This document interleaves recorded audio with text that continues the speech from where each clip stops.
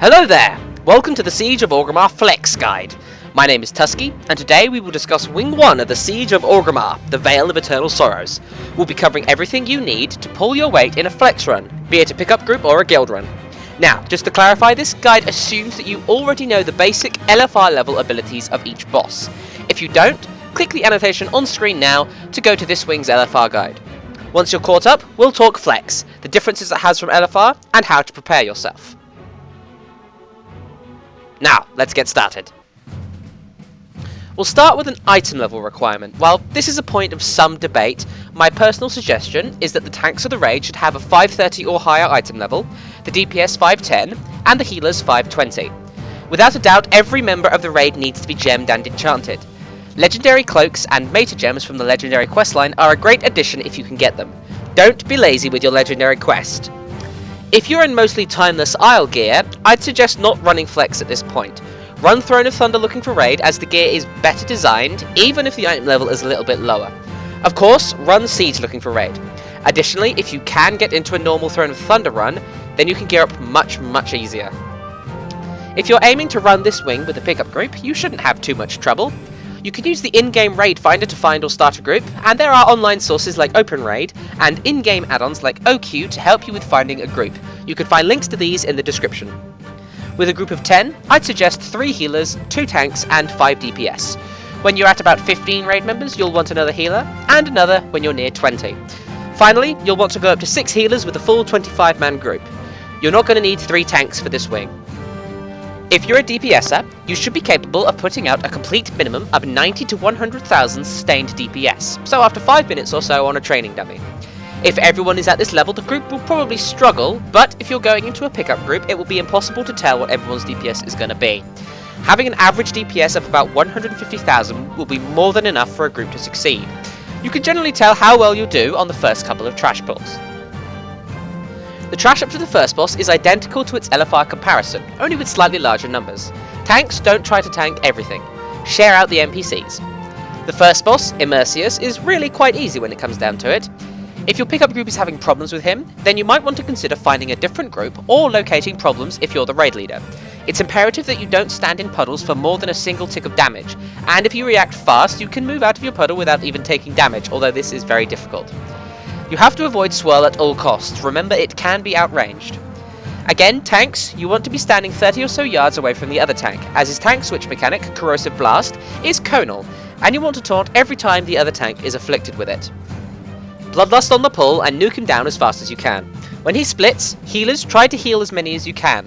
Staying on top of the blobs that can be healed is one of the keys to a fast and clean kill. Every time a blob reaches the middle, the raid will take some damage, so healers be prepared to raid heal while people are spread out, and everyone try to pop some kind of light survival cooldown to mitigate the damage. Now, again, there's no trash up to the second boss. The Fallen Protectors are up next, and they're much more execution based than Immersius is. Make sure everyone knows your kill order. It doesn't have to be Rook, He, Sun, but that order works quite well.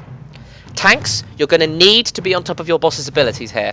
Rook's Vengeful Strike's conal ability will stun you, so make sure you're positioned away from the raid before he casts it. He's tank needs to get every gouge right. Turn as he casts it to get knocked back rather than incapacitated. If you fail at this, it's almost assured that someone is going to die. If, as the Rook tank, you see he get loose, you can taunt him for a moment and pop cooldowns to survive both of the bosses hitting you. Healers, you have to be dispelling as much as you can. Shadow Word Bane will do a lot of damage to the raid if you're not on top of dispelling it. Calamity is going to hit the whole raid very hard, so be prepared to counter the damage. No matter your role, survival cooldowns will do a great job in mitigating Calamity's damage, since it knocks off a percentage of your health. Make sure you have a stacking point set up for Inferno Strike from the Embodied Sorrow. It's important that as many people as possible split this damage. Beware that Embodied Gloom's Shock will do a 4-yard AoE on ranged targets, and this is indicated by a swirling blue zone on the ground. You can dodge these and stay within the Inferno Strike's range. Tanks, make sure you pick up the Embodied Gloom and Embodied Misery. Once he enters his Desperate Measures phase, make sure you do not pass the Mark of Anguish to the tanks, as the damage increase means that the bosses will probably just destroy them. Instead, pass it to people with high armor or high survivability. A Windwalker monk with Touch of Karma is great, as are paladins who can bubble themselves. They won't lose aggro as it's a fixate. Paladins can also use Hand of Protection to negate all of the damage this Anguish does, since it's all melee attacks. Once Sun is in her Desperate Measures phase, be careful not to hoard DPS if you're ranged.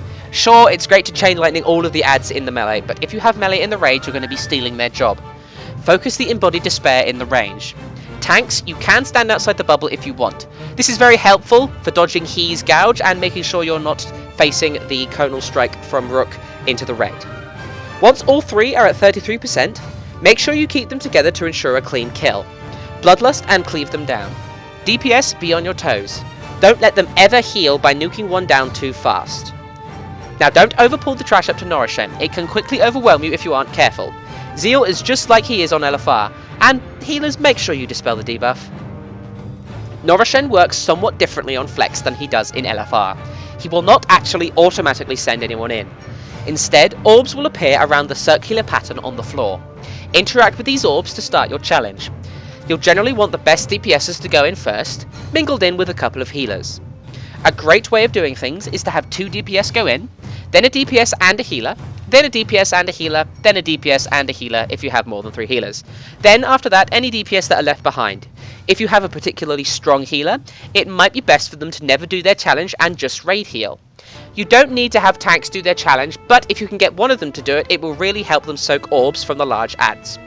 Once you've finished your challenge, make sure you let the person going in next know that you're done. All 3 challenges will be tougher. This fight hurts a lot more than on LFR. The ticking damage is much higher, and so people should stay stacked at all times. A good way to do things is to set up 4 markers around the room, and either have someone call out, in raid warnings or on voice communication software, which marker to go to, or allocate someone who won't be going into a challenge to mark and for everyone to follow. Note that the cutter laser will just about one-shot you, and will move around half of the room. It won't deal damage the second it spawns, if it spawns on top of you, or if you spawn on top of it. The adds always have to be killed before the boss. The big ad needs to be tanked or they'll murder everything. Bloodlust at 50% of his health, or when every DPSer has finished their challenge and is purified. This is by far the toughest boss in here. The trash up to the Shah of Pride is the same, but the debuff really hurts now. Be careful not to explode in the raid, take it nice and slow, don't stand in the swirly void zones, as if you do they will dispel you, and healers, for the love of Leroy, do not dispel. The Shah of Pride will, unlike LFR, do a tank swap mechanic called Wounded Pride. This gives pride to the tank if they are hit by the Shah's melee attacks. You need to tank swap the second the other tank gets the debuff. The Shah of Pride is, otherwise, just about the same as LFR. Everything hurts more. Make sure you stack up. Bloodlust at 35% health after he's finished casting Unleashed. Make sure you watch out for Bursting Pride after every Swelling Pride. Black pools are bad and will kill you. One note, if you get 50 or higher Pride, which can happen if the DPS in the group is a little low, you'll have to deal with Projection when the Shah casts Swelling Pride. This is just something that will spawn approximately 15 yards away from you, and you have to stand in it to avoid raid damage. That's it for this Flex guide. I hope you found it informative. If you have any comments, suggestions or feedback, feel free to thumbs up or down and leave a comment. Also, I suggest subscribing to catch these guides as soon as they come out. Best of luck with your loot!